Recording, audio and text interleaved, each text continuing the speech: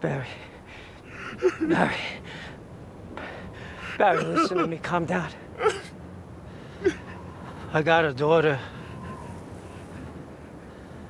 Her name is Elsie. She's 8 years old. She wouldn't be here if you hadn't saved my life.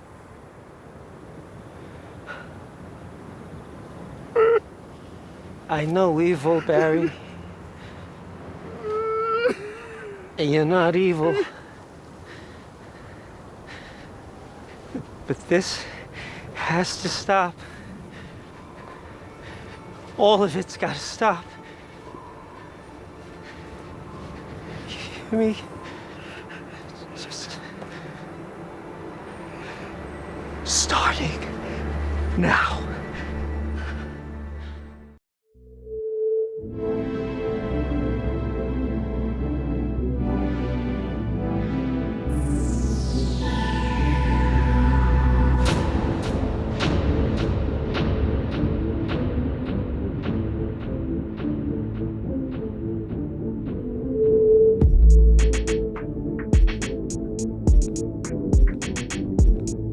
And we are back again, back all the way, back all the way with another episode of the Popcorn for Dinner podcast, and I'm joined by my good friend Jerry. Hi guys. And today we'll be talking about Barry, one of HBO's best pieces of production in years. Talking about the season finale, talking about the season in general, looking forward, Bill Hader, everything, dark comedy, cinematography, everything. We're going to be talking about it here. And so you guys should hop on and join us for the ride. But before everything, just please rate, review, subscribe to everything that we're doing. We've got a YouTube channel up so you can see all of our pleasant faces. I guess I'll say, keep it like that. We've got a Spotify link, so give us rate us on Spotify, rate us on Apple Music, Stitcher, or everywhere. Drop us a comment, send us your hate, slide into our DMs and give us some opinions as well. And if you've got any thoughts on anything that you're watching, just let us know. And yeah, we really appreciate you guys' feedback, because we're definitely obviously trying to get better at this podcasting thing. And rate, review, subscribe, and reach out to us if you have any thoughts on anything you're watching, TV, movie, reality TV show wise, anything. So yeah, come through guys, come through. But that being said, let's talk about Barry. Yeah. So I think this is actually your first Barry episode so far on the Popcorn for Dinner podcast, isn't it? Yeah. It is one of my favorite shows of all time, to be fair. So I'm really excited to be talking about it. So let's start with let's start from the top then. Why do you like Barry? I think it's an incredible show. I think the first time we were on an episode together, I'm not sure if I mentioned it, but you asked me about which dark comedies I like. I remember mentioning Rami. I probably mentioned Barry because I don't know. Barry, with this particular show, this is I feel like this is the best example of what you mean when you actually say dark comedy, a show that actually perfectly blends the elements of this probably scary story under a different context and still gives you a few laughs, and it's just very nice to watch. It's nice to look at, but ultimately it's a really good story. It's a really gripping and thrilling ride watching season by season, and each episode is just perfect in length. I've just always felt 30 good minutes, perfect. Man. Just 30 good minutes of elite television is just exactly what I need, man. Before you know it, the episode is over, you're like, oh shit, I actually need 15, 20 minutes more of this, please. That's what I even mean. Sometimes I feel like I don't really need more. I feel like they've trimmed all the fats, basically. They've just covered the right length for that story at least. And then we move on to the next episode and pick up where they left off. But again, that might just be because I had to finish this season over the last couple of days. So it might be that. Listen. I don't want to let the secret out, but I think I was sort of waiting for it to accumulate a little bit more. So I wasn't doing it week in, week out, right? So I think I waited 3 weeks and so I just watched all 3 Yeah. back to back to back, then this week's as well. So Yeah, that's good. everything is Like all fresh in my 6, head 7, now, 8 really kind of flow into each other perfectly. And Yeah. I watched 6, 7, 8 today and last night as well. And it's, I mean, blaming Netflix for like the whole binging culture and everything like that. But I think for me, it's sort of like HBO. There's some things you just sort of trust. Like, this is on HBO. You just know that you're going to get some elite quality television. And, these days, time is precious, man. You don't want to be wasting your time on anything that you don't feel it's worth it and everything. And you know that most productions by HBO, you know what you're getting out of it. Well, you don't know what you're getting out of it, but you sort of get rewarded eventually because you feel like these guys, these writers, these directors, these actors are really putting in the shift and really putting in the graft to give us something worthy of our attention. Absolutely. There's a certain level of trust you just get. And I think that's part of also the initial appeal to Barry. When someone first recommended it to me, it was okay. They told me a show about a depressed hitman who decides to change his life by taking on acting classes. It's starring Bill Hader, who before then I had only ever seen as like just purely comedic. And I was like, okay, fine, it's a dark comedy, so it's still going to be comedic. That makes sense. But like as time goes on, you just get more and more impressed by his work, both in front of and behind the camera. And it's like, this is truly an incredible show. And it's a lot to do with it. Are you a big SNL guy? Saturday Night Live Not guy? that much. I'm familiar with it, but like I didn't watch it religiously. Yeah, because I think he was from SNL. Yeah. He was literally like the SNL guy. Exactly. Because I think now it was him and, Kenan Thompson. Yeah. From Kenan and Kel. I think you definitely recognize his face. Yeah. Those are like two, like, see them as the SNL guys. And I think he's fully made that transition. Because he's also done a couple of other movies, like, I think Superbad. He did Superbad. He did a couple of Evan Goldberg and Seth Rogen movies, those sort of comedy. Yeah, so that's where you'd expect to see him, but like... Exactly. And now he's just, I mean, what the fuck? Where did this come from? And then you find out it's on HBO and you're like, there must be something about it. So you give the first few episodes a go and you're like, okay, this is good. And you keep going and it just keeps getting better every season. It's like, wow. And it's just like filling out, just giving more layers and showing new dimensions to these characters that we sort of grown. Because initially I was sort of like, especially the Sally character, I was a bit like, I mean, surely there has to be a bit more to this character. But now, 3 seasons after, you're like, holy shit, this is like a completely different person from who I actually met initially. Yeah. We're talking about like them chewing all the fat, right? You know what I'm also a big fan of? You know, like these days, like certain TV shows where they only have like 10, 15 second theme song and that's it. So I think Better Call Saul does it, Barry does it, obviously Breaking Bad did it as well. I just love that. And I get like some shows like Game of Thrones, I think The Wire as well. Some people actually used to watch, I think Mad Men too, watch the intros. Yeah. I mean, Game of Thrones literally showed you like what was going to happen or the locations of the forthcoming episode. And I think The Wire did some interesting things about changing the theme song in each season. But this one is just, 10, 15 seconds, stops, and we're on to the episode. Just no faffing about, cuts all the fat out. Let's get straight into the storytelling. I've noticed it kind of allows it works very well with this format because like shows like with like Insecure, shows like Fleabag that do it as well. Perfect for them. They introduce you to the episode, comes in, and then now let's actually get into the juice of it. Do you actually are you rooting for Barry? I don't think so anymore. It's weird. Like this season does like one major theme that I found with this season is asking you the question like, where is that line, or try and make that reconciliation between redemption and forgiveness? Or redemption / forgiveness and justice and punishment. Or consequences. Yes. So like, it's very much the kind of thing, when this season started, I was very scared of Barry. Because he just looked like he was losing it the entire way through and it just kept getting worse. He was getting violent with everyone. I completely understood, what's her name again? Sally's co-star being very afraid. Like I completely understood that. Even when he's suggesting things to help Sally, the kinds of things he's suggesting, you're like, Barry, what are you doing? What are you saying right now? Exactly. it's very hard to root for someone. I mean, on one hand, you root for him in terms of wanting him to be a better person, because from episode 1, you can see that Barry is clearly trying to be, or trying to feel like he's a good human being, although he genuinely believes he's a terrible person.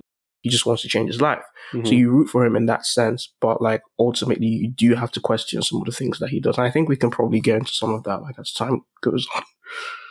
Pretty mental, this guy is. I mean, I think obviously he's like the main character, and what creatives, directors, writers try to do is automatically rooting for the first person you see on the screen. That's just how it is naturally. And I mean, I saw watching, Barry and episodes, and I was just thinking, this guy's a pretty terrible guy, Like, this guy is he's literally like a serial killer who has massive mental problems and who treats his girlfriend like shit, and who he's trying to fix, like, remember at the start of the season when Jean Cuisinart was completely traumatized, and Barry was literally trying to force his way into forgiveness by setting him up with gigs, and didn't really understand like how just ruined this guy's life now, and literally killed this cop, which is just completely batshit insane, man. And I definitely agree with your point on how this season is definitely asking the question of where's that line between redemption and justice. Yeah. And how he's trying to reconcile with himself that he's an awful person, and all his sort of past actions coming back to him now. And there was that whole I love that. There was that scene in the sort of visualizing that scene on the beach where he was stood around like all those people that he had killed, and I'm just like, man, this guy is not a very good person. You want to go out for go to the pub with this guy because he's just completely batshit insane. What do you think about that whole like scene in general, and just like Barry losing his shit in this season? The beach scene, at first I was I pretty much figured, okay, these look like Barry's victims. I'm not sure what's going on here. He's hallucinating or dreaming or something. And then there's the part where you see Jean and Sally as part of them, and you're like, okay, what's going on here? But I remember, like that and what was going on in real life at the same time, like seeing seeing Barry come to terms with the fact that like he's probably going to hell for all these people he's killed. Yeah. And then at the same time, someone is out there considering revenge against him. That from a filmmaking perspective, it was perfect. But in general, like I don't really know what else I felt about it. I mean, you brought up the filmmaking. I think the thing about the filmmaking in Barry is it's really simple. It's not cut. It's really few cuts.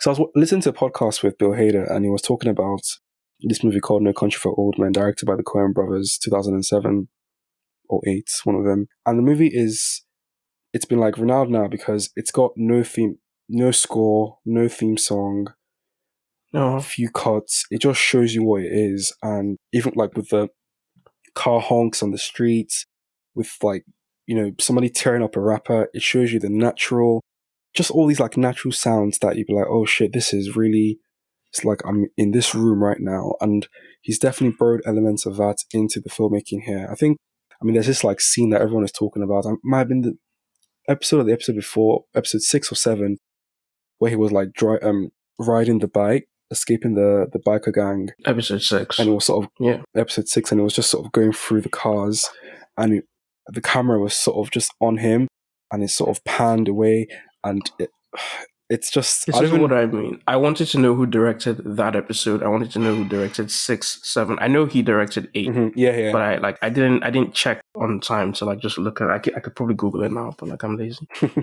But like I loved it because I think it's the last 10-15 minutes of episode 6 where the motocross gang is chasing him. For starters, I have my one big problem whenever I have like a gang of henchmen shooting at a main character, and it's just like, guys, it's one person. You cannot be that bad. But like I do think the way it was approached was really good. You talked about the camera following him from behind as well, so you get like a sense of how quickly he's trying to drive, and the fact that like this is an actual mess. This guy has a gang of people chasing him with guns, and he's on a motorbike driving in a straight line through traffic. At this point, you're thinking, "There's no way he survives this."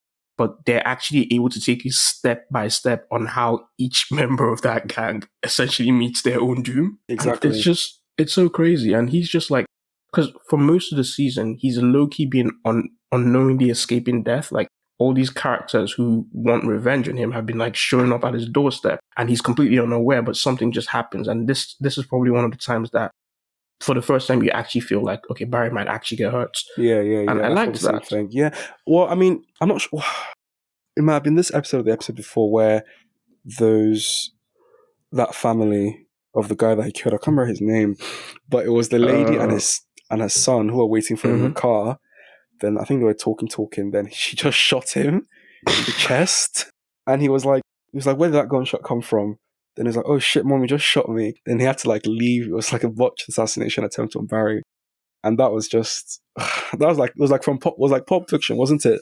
When he shot this guy's face in the car. I did like the recurring theme of revenge throughout the season, and how like it did feel, that story that the woman where Fuchs was, I think he was in Chechnya at the start of the season. Yeah. So that woman taking care of him, told him the story about revenge. Yeah, exactly. And I liked how that was kind of reflected through the entire season. Like, every single character that kind of chose to chase revenge with Barry. Like, when Fuchs came and offered them the choice, every single character that chased revenge, and not just those on people. I think it affected other characters as well on the show. But every single one of them met some kind of nasty end somehow for some reason. Like, this woman shot her own son. Yeah. Ryan's dad killed himself, and he didn't even want revenge. Like, that was just him taking his way out. Chris's wife botched her poisoning thing somehow. Yeah. I don't even know. I don't even know what happened there. I thought he was going to die there because he was convulsed and everything. That's another thing. So, like, I was a bit like, why is Barry? Because Barry, to be fair, we know that he's really good at what he does. Yeah. But this show has kind of established Barry as not just good as what he's almost unkillable. Barry literally walked into the Bolivian stash house. I think there was the one time he walked in with Tanner, and two of them killed pretty much everyone there on their own. There's the massacre with the Burmese gangs, and like when he's chasing out and he does all that with a fucking handgun or a pistol or something, and it's like, why is he so, for lack of a better term, OP? And it's like, every single time Barry comes close to a threat, you just kind of know that like nothing will happen to him. Look at the people who are trying to kill him. That's what used to frustrate me until I clocked, like, no, these are all amateurs. Of course they're going to shoot themselves. Everyone is just a moron on this show. That's the thing. Everyone is just dumb. And it's where the comedy comes from. I love watching the Chechens like just mess about and be stupid. They're so fun. Let's talk about NoHo Hank. We'll get back to Barry, especially that final scene in a bit. But I felt like Anthony Carrigan, who's just brilliant. I think he's my favorite character. Same on the show. He sort of takes a step back this season, doesn't he? Yeah, his story is very much focused around the whole crystal ball, which again is still kind of consequences of everyone's actions from season 1 and 2 coming to fruition. But it's focused there, which makes sense because with Barry framing the Chechens, you can understand them not really having a close relationship at this point. So when Barry first comes to Hank looking for something, Hank is like, why are you coming to me? Like, I should hate you right now. Yeah, like that we understand from that scene that relationship is kind of severed. It's kind of like, which is weird because I guess in a sense Barry kind of always wanted to be done with that relationship. Yeah, and then they're done with him first. Yeah, exactly. But then Hank, going off doing his own thing, calls Barry when he needs Barry because he realizes, okay, actually I need Barry's skills to take down the Bolivians again. I need Barry's skills to protect me again. So he brings Barry along just for that. But that relationship is still kind of very sour based on season 2, I think. I want more Barry and Hank scenes. Yeah, same. Going forward, please. I love them together. There was that scene.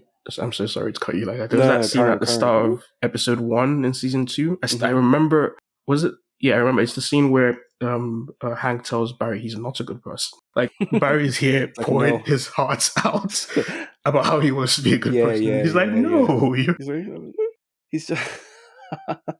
I love them together. Like he just brings this beautiful energy to the show, Yeah, and 'cause you he's root, so, like- this is someone you genuinely root for. Yeah, yeah. And you can see like he's definitely trying to like doing everything in his power in this season, especially to like he has his connection with Crispin and everything, but like his bosses from both sides are, you know, sort of wondering what the hell is going on. Mhm. They're supposed to be in war, but the sort of bosses of both sides are having, you know, relationships with each other, which is just extremely insane. And I mean, it sort of wraps up this season sort of wraps up with Cristobal lobotomized. Like, Yeah, I'm very worried about whatever's yeah, going on there. I'm so worried about what's going on there because, I mean, Hank ends up in Bolivia, in a Bolivian prison, and he sort of befriends his neighboring cellmate, and the cellmate got eaten up by a tiger.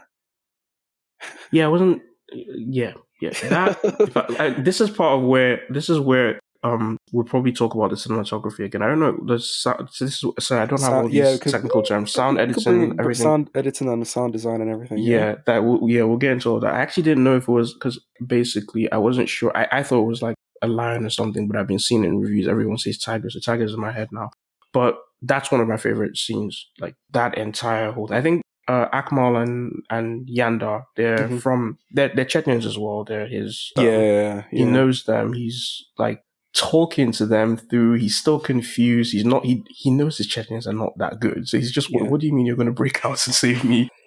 And then his confusion quickly goes to fear. And like this is someone who's actually I don't think. Let's talk about the sound design because that was really disturbing. With like the tiger just tearing up skin, you can literally hear. Then I think there was that part of where Hank was, you know, he had his like he was chained to chained to something. Yeah, you could see like the radiator or something. Radiator, yeah, there we go, yeah.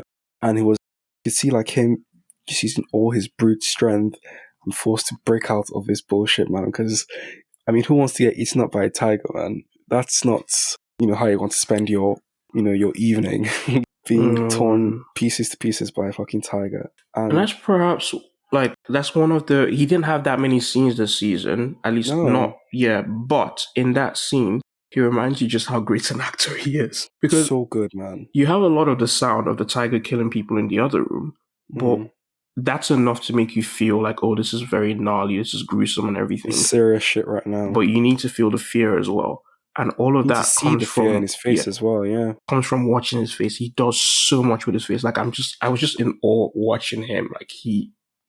Like I felt the same fear he was feeling. Like feeling like the tiger was coming for him next. Yeah. Like he can't see it. He sees that the wall is breaking. He's trying his best because like he knows like if that thing comes through, he's dead. And why am I trying to pull my hands through handcuffs through a radiator? Why am I trying? That shouldn't be possible. But like at this point, he's so driven by fear and I guess adrenaline. It's like, everything. Yeah, that was really really really good sort of filmmaking overall. And there was like the whole Cristobal and his wife and the male stripper, and they were doing some. What were they doing? So, I mean, unfortunately, that was quite dark. Is that lobotomy or is that it looked like else? Conversion therapy because they're like, he's dancing in front of like a guy, like a guy's dancing in front of him and then they're shocking him. Like it's just electrical. That was really dark. And that's why I'm kind of really worried as to where they go from there. Because on one hand, there's kind of like the slightly happy hug where like Cristobal is still able to recognize that this is Hank. He's able to say Hank, like, yeah, Hank, and he gets a hug and all of that.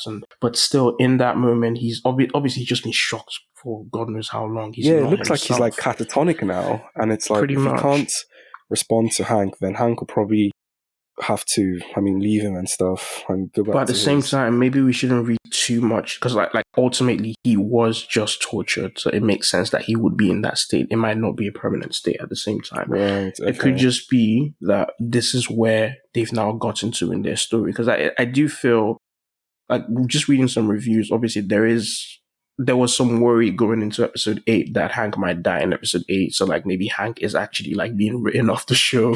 This might be them waving into the sunset. Both their gangs are pretty much done at this point, because I don't actually know any more living members other than the people that like the big guns in Chechnya. Both their gangs are pretty much done at this point. It's just both of them now. They don't have to worry about Elena or any uncles or dads or anything. Yeah. So like technically it's a good place to end their story. Although I would like to see more Hank. I would like to see Hank come back Obviously to love to see more LA. Hank. And but it just depends on, again, what happens with Barry. Which is really interesting, yeah. And it's like, do we talk about Quizno now? Oh, I wanted to, because we brought up the sound editor, I just wanted to go back to more examples of the directing and cinematography in this season that I really loved. So like we talked about the tiger thing, because like you don't see any of this violence, but you hear it and you genuinely believe from Hank's face and from the sounds you're hearing that it is like, this is the most gruesome thing you've ever seen. Yeah, it's one of those things where I don't think I need to see that, man. I think hearing it was just... Yeah, no, I'm glad we didn't see it. I feel like in some ways, if we saw that much, like, it'd feel like watching Spartacus when you see like a lot of blood and slices and stuff. To some point, it becomes sport. But you needed to feel fear, not kind of entertainment at this point. Which is exactly how I felt.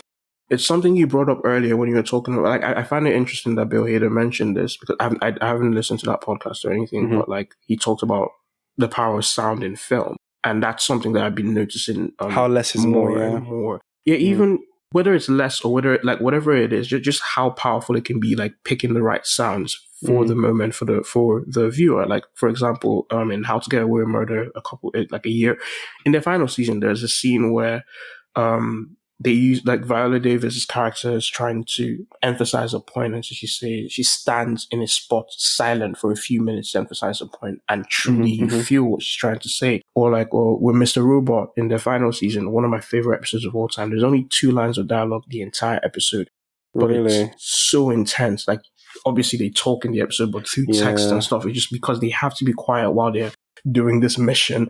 The entire episode is like their own, like it's one of my favorite episodes ever. Mr. Robot, I really and it's completely silent. I really need to finish that. Yeah. Yet you're still, these filmmakers are still able to, you still feel just how tense the situation is. And it's the same thing with Sally. She's beating up this guy with a bat. It's supposed to be gruesome. She's beating him up with a bat. We cannot see any of it.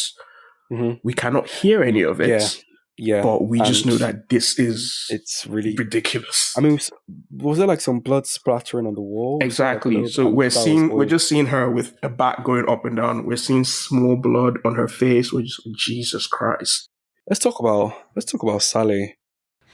Look at me. Look at me. Look at me. Look at me. I did this.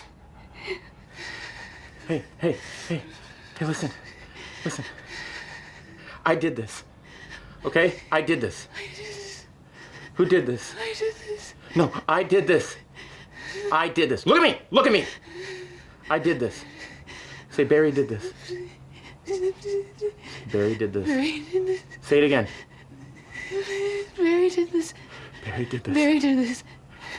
Say it again. Barry did this. That's it. Okay, you're gonna go home. You're gonna go home. You were never here. Okay, go. I think Sarah Goldberg literally, I think she bagged the Emmy. This season? These past couple. Well, I don't know about bag the Emmy, just because there's been like great performances everywhere. Good actresses, but she put the work in, man. This couple of episodes. I mean, she went through wild. Let me just read you my notes. Dumps Barry, gets her plot greenlit and show made. 19 to Rotten Tomatoes. Everything's in the up. Then bang, the algorithm comes for her. That was the algorithm comes for us all, man. You really can't escape it. Her breakdown from that point.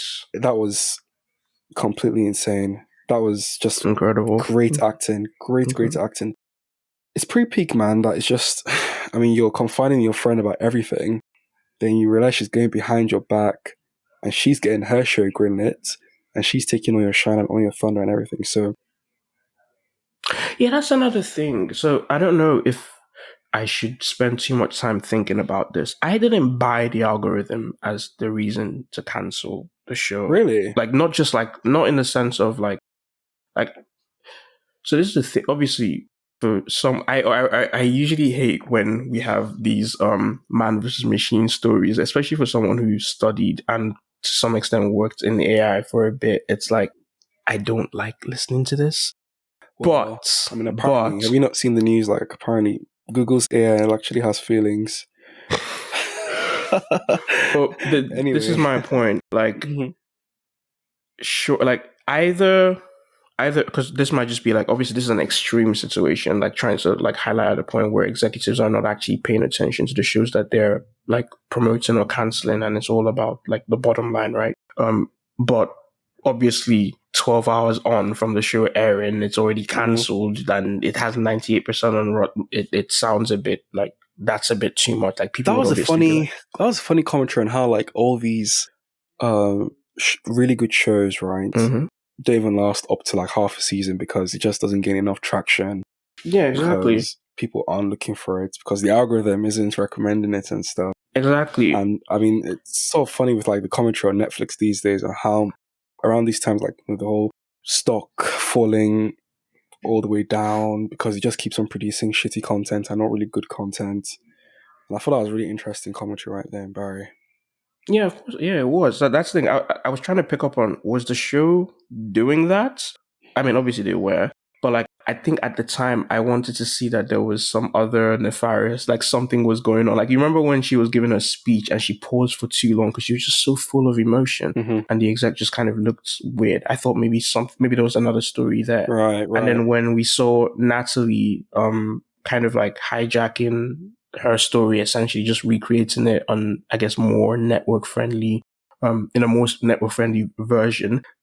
Like, I thought, okay, maybe she felt like actually she was being snaked. Like, maybe the network already knew they were going to go in Natalie's show, and they're like, yeah, we're just going to like, but obviously at some point you realize, no, because that's one of the best things about the filmmaking here. They don't actually, like you said, it's simple. They don't actually leave you to theorize that much. They will tell you like what They'll they're show you telling enough. you on screen. They'll show you Show. enough. I love that you said show. I shouldn't have said tell. They will show you.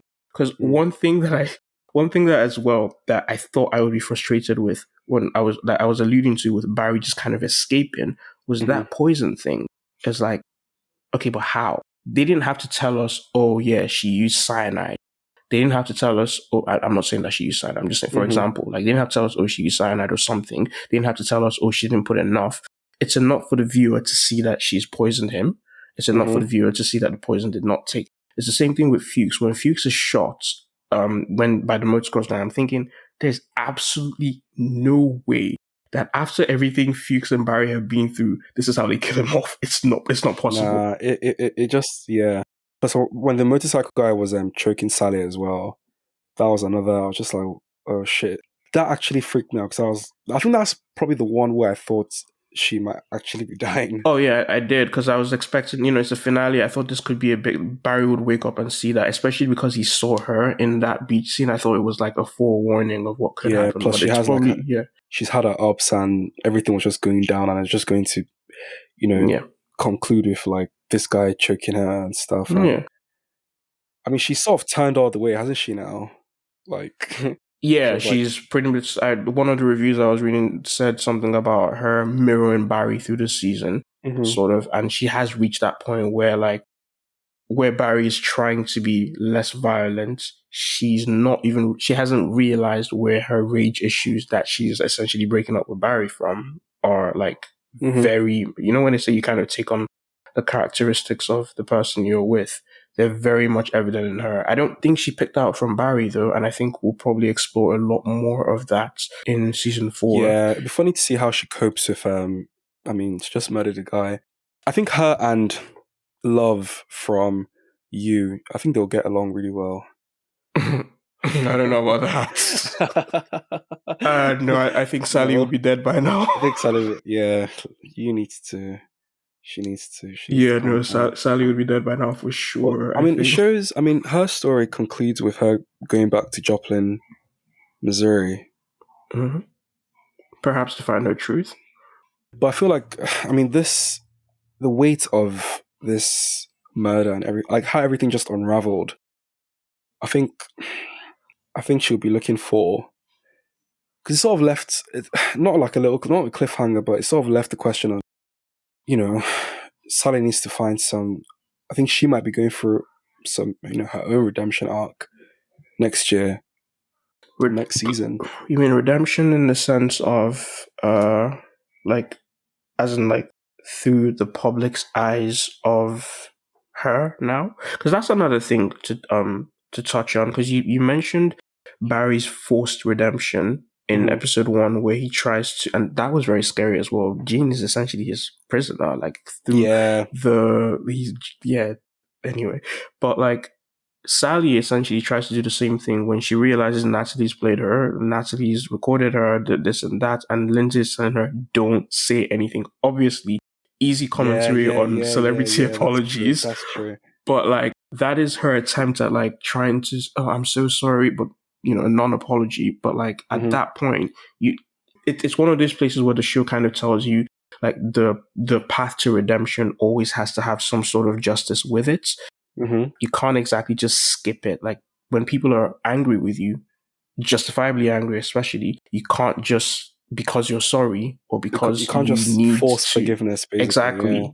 Yeah, Exactly. It just can't work. And it blew up in her face, essentially. Things start to yeah. get worse. She sort of. I mean, when her agent dropped her, the camera just panned back to her. And you can just see her all alone, no one else around her. Everything that she's worked for so far is just gone, That and was which the is last example of filming that I was going to bring up that I really love. Especially so when you ask me about theater, I do like that this show, like, definitely, I don't know how familiar Bill Hader is with theater, but I know obviously on the set of SNL, he has a lot of experience with yeah, like yeah. That's basically stage, theater, isn't it? Like, yeah, stage essentially, work. yeah, Yeah. exactly. So like, I do like how his experience with stage work and all of that comes to light on the show with the actors. Hmm. Because there's that scene, the one you're talking about, when she walks backwards into a dark room. Now it's just literally just talk. She's talking to her agent. She's feeling what she's feeling. She's walking Hmm. backwards into a room that the light isn't switched on in. That's all. Yeah. But like, look at everything you're telling me that you felt like you're getting the sense that she's alone. She's at her lowest point. That's usually that whole, the scene where a person in a stage play is broken and Yeah. the Yeah. Yeah. spotlight is on them, but everything else is dark, and like Dark. you're getting Yeah. this there that their Isolation, isn't Tony, it? Yeah. exactly, their Tony monologue at that point. That's their moment. And he's able to deliver that without a stage. Like he's delivering it on Yeah. film, and it's like, Okay. how? Yeah. Why are you doing? How are you doing this? And all he did was turn off the lights.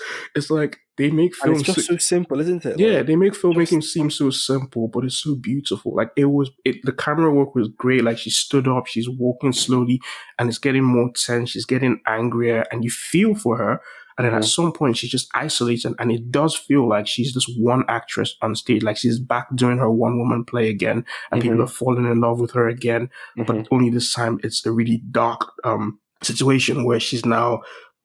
I don't even want to say someone that's like had her back, because I don't feel like Lindsay's necessarily had her back. I think she is spot on when she says Lindsay wants the relationship with Banshee. You mean when she But called like, her when she called yeah, her? I mean, Yeah. yeah, she's still, whether or not she's able to recognize it's like what Lindsay is doing, she's still at that point. This is, I guess, the bad elements of her like bottling up everything, because she's tried to really She's trying. project this image of, I have worked through a lot of my horrors and I am now a success story. But in reality, we're now starting to understand actually for Sally, a lot of the horrors are really just beginning. That's what I was gonna say. Like, because you think that shot once Lindsay, the agent, leaves, you think like that's her lowest. It's like, nope, she's about to go back to Varys, about to kill this like motorbike Yeah, and she's motorbike just guy. gonna have to start all over. Like even going back to Missouri, it's pretty big for her as well, because they make it a big point throughout the season to talk about how technically the story. Joplin, it's her story, but it's not her story. Like, she's lying about her origins essentially in that story, even though she didn't mean to lie particularly. It's such a good story, the one she told that birthed the show. And she's going on with it. And it's like, it's almost kind of funny from Natalie's perspective that, like, you're so angry with me for stealing your story, but it's not even your story. And Natalie has made that point in the season before when she's like, who's the little girl? And it's like, the little girl is me. She's like, oh, you don't have a daughter. What's going on here? So you need to add a bit of spice and seasoning to every story that you tell, man. That's just how it is, to make it a bit more interesting. Yeah, I don't know. All right, the last character is Quizno. Yeah. Henry Winkler's character, yeah.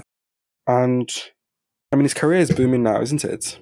Pretty much. And I think it's like sort of Barry literally helped him at the start of the season to sort of get because his name was like dragged through the mud.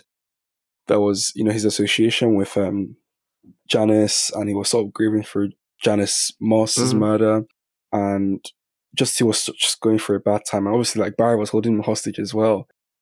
But like, now his career is booming, and it sort of introduces Janice's dad, Jim Moss, into the picture, played by Robert Wisdom from The Wire. Amsterdam, if anyone knows that reference, just, drop me a DM. But there was that scene between Jim Moss and Gene Quizno when they were both sat down, and he was like, are you trying to protect, or do you love Barry? Did you love Janice? Then he sort of, obviously loved Janice, he loved his daughter and everything, and he's now asked, do you love Barry? Why are you trying to protect Barry and everything? So he sort of sussed him out of him that the guy who, remember, like, because he took Fuchs to the police station. Well, Fuchs now, apparently he's like the Raven now. Whatever the hell that moniker means. Oh god, this is part of why I love Hank. Look at what he's created. Oh man.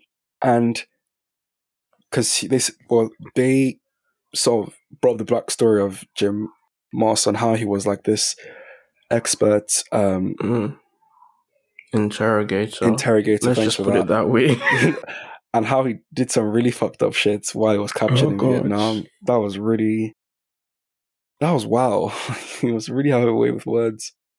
I'm glad they didn't leave that as hearsay. Again, they show you. They didn't leave that as just, oh, yeah, I did this in Nam. They mentioned it, and then they showed it kind of in action. At least just a little bit of it. Yeah, it's like, I like when directors, that's a good point actually, I like when directors do that. It's sort of reminded me when I watched Wolf of Wall Street with Leo, and there was that scene where he was selling that penny stock, and everyone was like coming behind him, and they were all sort of watching this guy reveling in what he was doing, because you sort of realize that, oh, this guy's a good trader, but like, show us how he was a good trader, and definitely showed us then, and showed us now on how this guy had a way with words, and he was able to suss out how Gene was lying initially. Because remember that bit where he stared at his forehead, and you could see him like sweating. Yeah, you just knew that this guy was bullshitting. So it sort of sets up really well for that. Sets up the scene really well, where they're both sort of like this emotional, why are you trying to protect Barry? What are you doing this all for now? I think it's, Barry deserves, justice. Barry deserves to go into prison for what he did. He literally killed my daughter, the love of your life and everything. So why are you trying to protect him? So I really felt that was really well done. And that was just one of his, like, because this was quite a darkish episode. Darkish is not, no, this was a very dark episode. A very dark episode. There were very few laughs in this episode. Very few laughs in this episode, yes. And was the raid on the Chechenian farm, that was not this episode, that was the one before, right? That was one before, yeah. That was that was so funny. That had laughs. That had laughs, but a tiger eating people is not laughs. That was not laughs. For King Cristobal, if you can't remember anything, that was definitely not laughs as well. Seeing, like, it's one thing to know that a character is going through conversion therapy. Actually seeing it on screen, because that's the one violent thing they did show you in that episode. Mm-hmm. It was that, and it was a lot to take, like, to see. Like, yeah, like that was not a darkish episode at all. Like, I think one of Putting it the, lightly. yeah, it's like, someone said that this episode feels like they've dropped the comedy, but I don't think so. I think the comedy is still very much there. It's just they knew that for the finale, they kind of had to, like, the stakes have kind of been like Things had rising to be. I slowly. mean, they were dealing with like serious themes on, you know, Barry getting his comeuppance, themes of justice, Sally literally murdering somebody, Cristobal's Tiger. It's like, so I mean, you're just like mentioning all these like points, and it's like, where am I supposed to squeeze a comedic moment out of any of any of these points? So, and it definitely sets up for like the final scene, because it's sort of come back to Barry. It sets up like, because Barry has, I mean, when he's trying to bury the body, and he encounters Albert, that FBI guy with a scar on his face, and I think from that scene, did you feel like Albert gave Barry what he had been searching for in terms As in of forgiveness? forgiveness? Yeah. I think that's the closest Barry has come to forgiveness this season because, well, it's not forgiveness really because Barry, like Albert has nothing to forgive Barry for technically, Right. other than maybe Chris. Like, I guess that is something. Yeah, But like yeah. the show does phrase Chris's thing as more with his wife than with Albert. Although, like, so I didn't understand the point of Albert at that, like, from that scene, because until later on anyway. I don't really know if you edit this part again recent, but like basically when I thought about him as a character, when he came in and they're like the Raven, and he's like, that doesn't make sense, and he mentions Barry by name and saying I served with Barry, I thought at this point this guy has looked at the evidence, he's convinced Barry did the shits. Yeah. And then he's now going out of his way. But then when you see him there, and like, you know, he's talked to Fuchs. Fuchs has pretty much confirmed to him that, yep, Barry did this, and I know because I was his handler and I gave him the jobs. And then he's going to him, and obviously he still doesn't have the full picture because he's asking how much did they pay you for Chris? When in reality, Chris was more, he just had to. Or did he have to? That's another question, because that's one of those scenes where Barry is a ruthless, evil person, and you, as a watcher, you understand that he has to for the job that he does, but he's still being a bad person. But it's like, then he just kind of lets Barry off. And I think that's where I was seeing my frustration in a bit. It was like, Barry just keeps getting away. And it's like, there's something not satisfying about, even if it's the main character, even if you want to see them do good, there's just something not satisfying about feeling like they're untouchable. And I like that the show made sure to like remind you that he wasn't untouchable, but they were very careful about it. Like through the season, every single person that came close, it's like they came closer each time. The first time it was Gene, and then Gene ended up almost dead himself. Yeah. Then it was the wife and the wife and son of that guy, and then she shot her own son, and someone else kills himself, and like Jim and Gene are probably the only ones who can successfully get justice or like get Barry to actually feel the consequences of his actions, and that's probably because they don't actually take personal revenge, kind of like in that story. They're probably the only ones who attempt to like give him justice as opposed to revenge by trying to get him, you know, they have the whole sting operation, get him arrested. The funny thing about that sting operation is like, if Barry just, because I think he feels like then and then after Albert leaves, because like he literally dropped down on the floor and was squealing, and it's sort of like, it's like he's like being rebaptized, he's been like born again, it's like a new start for him now, and you think like, okay, it's a new start, maybe he's going to start changing, he's going to become a better person now. Then he's like, no, he's going to kill Janice's dad, and you're like, I wait, think, what? well, but at the end of the day, it's more like, I kind of get it from the sense of, in that moment, he thinks he's going to die, and he thinks he's going to hell, and he's afraid of that, because remember, whatever he saw in like that loud metal, he was terrified of whatever he thought he saw. And he basically alluded at that to Sally. He's like, I know where I'm going, and I don't want you to go there too. Lol. Yeah, but ultimately, while he's trying to fix his life, he finds out there's just one more thing he has to do. And I love that the episode is called Starting Now because of that. Because every single time Barry says, I'm a good person, starting now, you find out there's just something else he still has to do. And this was another example. He's finally, like, Albert, for all intents and purposes throughout the season, you get the impression that Albert might be the person to take him down until you meet Jim. And then Albert just lets him go. So you're like, how? Why? The funny thing is, like, he said like the same thing after he killed Janice, the cop. He literally said, because I think he killed her in the woods, then got back to bed with Sally and said, this is like the start of our new life or something like that. So I think it's one of those things where you keep on watching him go through the same cycle and he's not actually changing. Yeah. It's sort of repeating the same patterns over and over and over again, which is sort of why I asked you the question at the start about like, are we rooting for Barry? Initially, we were rooting. That doesn't know anymore. Initially, I was rooting for Barry. Then you sort of see the patterns repeat itself, and you're like, this guy is not a very good person. Which sort of leads us to the end, the final sort of like 5-6 minutes, the whole setup. I feel so bad for him because I don't know. Gene genuinely got Barry in that moment, but he got me too. He got me. Did he? Man, the whole camera, like from the pan from Barry to Gene and the look on Gene's face, where it was like, yeah. But this is what I mean, because you asked me like forgiveness. So, because from there it's clear. Like I was gonna ask, like, do you feel like Gene at any point this season forgave Barry? And I think when you turn back, when the camera pans and you see Gene and he's almost smiling, you're thinking, the fuck? Like I think he did, but that's what I'm not sure of. I think he did. Or do you feel like he was just, I'm just going to avoid Barry? I think it was the kind of thing where, so obviously at first he's scared of Barry. Barry has made it clear Barry's going to kill him.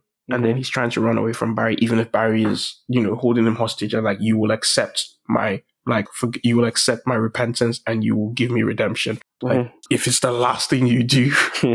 And he's trying to run away. And then at some point he just sees, I don't, what was it, episode 4 or 5? I can't remember what it was, that he just kind of looked around and he just saw, actually, well, he's making my life easier. And maybe everyone does deserve second chances, because that's a strong theme in season 1, 2, and 3. It's second chances. Who deserves a second chance, and what does that actually mean?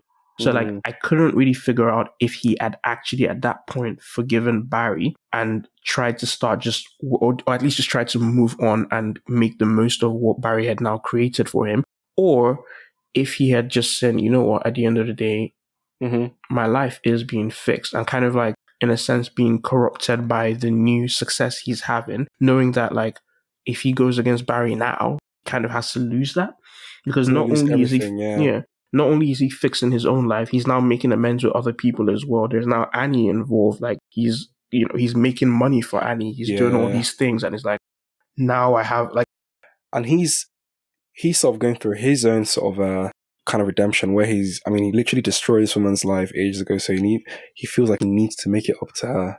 And I think that was good. That was sort of like really well done and well set up. And I think there's like just this overall theme of, second chances, like you said, and forgiveness. But even then, that forced redemption you mentioned, it wasn't something I thought about before coming on the podcast, but that shows itself up there again, because Gene goes to dinner, he apologizes and expects forgiveness. But like, Annie is like, well, what's your story going to do to me for taking 20 years out of my career? 20 years, man. Oof, that is... So like, this is where he starts in, by giving all the money from his show to her. It's starting there. But if he loses that show, then all of a sudden he can't really, like, he can't help Annie anymore. So from his perspective, he's probably thinking, I do have to protect Barry. And again, this is why this show is so incredible. Like, they're so careful with the words they choose. Like, it's not, oh, why are you covering? Like, why are you protecting Barry? Do you love? It's like, he starts with, do you love? And he didn't say, did you love Janice? Do you love Janice? I.e., do you still love her right in this moment? Because if you love her, then why the hell are you protecting the man who killed her? And he sort of beat that drum really well on, like, why are you protecting this guy? What is going on here? Why are we protecting this guy? And I'm sort of interested to see sort of, the next season or the season after that, because I think I was listening to a podcast, Bill Hader on it, and he said, like, he didn't really know, like, this season wasn't, like, planned. He didn't know, like, what would happen now. So it's not like they're 4 minutes as they're going, but it's more like everything hasn't been, well, he knew it'll end like this, but he wasn't sure of the journey on how it'll get here and everything. And I think they don't really know how, if it's like 2 more seasons, they don't know what's going to happen in season 5. So they're sort of... there's 2? I don't know if it's 2 or 3. I wasn't even sure. I thought maybe even season 4 might be, because like we're getting to like the consequences are they're ripe. In fact, they've caught up with him now. So like, I mean, to be fair, like if this was the season finale, like it was, yeah. If this was like the series finale, like I mean, they did wrap up a lot of storylines. But I mean, this would be a decent place, but like it would be one of those endings where it's like people are always arguing about what happens next. There'll be still a lot of questions. Yeah, I guess like Barry going to jail. What happens next? Fuchs Does Barry actually go to jail though? Does Barry actually go to jail? Does Fuchs actually go to jail? No, Hank. What the fuck happens with this situation? Mm-hmm. Where is Sally going now? What's Sally? Does she miss the avocados in LA? Does she come back? So just it's. I mean, it was like a little, one wrap, and you might need 3 wraps for the whole box to be actually fully wrapped. So I guess it'll be interesting to see where they go with everything. I think they've already started like working on season 4. So is it, what month are we? We're in June. I don't know which month they're starting production, but like I think it's this month or it was last month. Something like that, yeah. I think they said they're going to start production and filming on season 4 soon. So hopefully we should get Barry season 4 next year. I hope so. And I can't wait 3 years again. Good day. Like I did not remember anything, or I mean, it started coming back, but like I was reading, somebody was talking about Esther, like who the hell is Esther? Then I remembered, oh my days, yeah, the Burmese, like there's a whole other third gang that I completely forgot about. Yeah, was it like, where are they from? The Burmese gang, I think. Burmese, there we go. Wasn't that the one that like stabbed her hand? I don't even remember so many details. She did like a knife thing. You know what, that sort of chick where you stab a knife between your fingers and everything, and that's what Hank was expecting, and she just used the knife and just bang, and she was like laughing about it, which is, I mean, that's as dark as you can get for comedy. Like even the fact that even bringing back Albert specifically being the guy that Barry saved, the one example that Barry is a good person, even if he's not, bringing him back in the way that he did, that's really good storytelling. I guess you could say like he saved Barry. Yeah, because Barry's told that story before. Yeah, Barry saved him. Would you say Albert saved Barry now? He sort of returned the favor. I think he tried to, because in that moment, he had him dead to rights. He's burying a body. He doesn't even, like, even if, like, he didn't kill, like, even if Barry somehow proves he didn't kill, the fact is he's burying a body with no explanation. Yeah, it's very clear, like, it's not even, like, it's not a regular funeral. He's an FBI agent. He has, he's armed. And it's not like he's, some random guy trying to get revenge as well, like some of the other people. Like, this is someone that you genuinely believe if he wants to take out Barry right now, he will. Yeah. But he lets him off and says, Barry, this has to stop. Starting now. And when he says starting now, I'm like, fuck. It's like, starting now, and you just know. Yeah, that's a good point, actually. He technically, because at that point, Barry's fucked, but he lets Barry walk. Unfortunately, Barry walks right into another trap, which, again, is that's why I feel bad for him, because I do not think it's his fault. Because when Gene called, I genuinely thought Gene was about to kill himself, because, because I said Jim, when Gene called. Yeah, I mean, shows him... Yeah. I thought Jim got to Gene because they made a big deal about Jim convincing people to kill themselves. I'm thinking, oh damn, like Gene, no, and then they're like, oh, Gene's gonna, like, it did not occur to me at all that Gene was setting Barry up. I did not see that coming, which is I didn't see that coming as well. I think that look on his face was just like when the camera just sort of panned him, and it was just like, you got us all, Gene. Fair play to you, got us all. But yeah, man, Barry, thanks to Bill Hader, thanks to HBO for giving us just brilliant piece of art. Thank you, Jerry, for coming through on short notice. No, honestly, you could call me literally now and say, let's talk about Barry in an hour. I'm up for it. I love the show so much. So good, man. It's so good. Thanks for coming through, man. No problem. And talking about Barry, yeah, you guys, please rate, review, subscribe, YouTube channel, Spotify. But yeah, I think we'll be sort of back next week talking about something smart or probably another MCU show or something. Shout out to my co-host Banky, Ebuka, Shinedu. You guys should rate, review, subscribe again, and I guess we'll see you guys next week when we have a very special Sydney Sweeney on for a nice exclusive interview. But thanks, guys. Cheers for listening. All right, guys. Bye bye.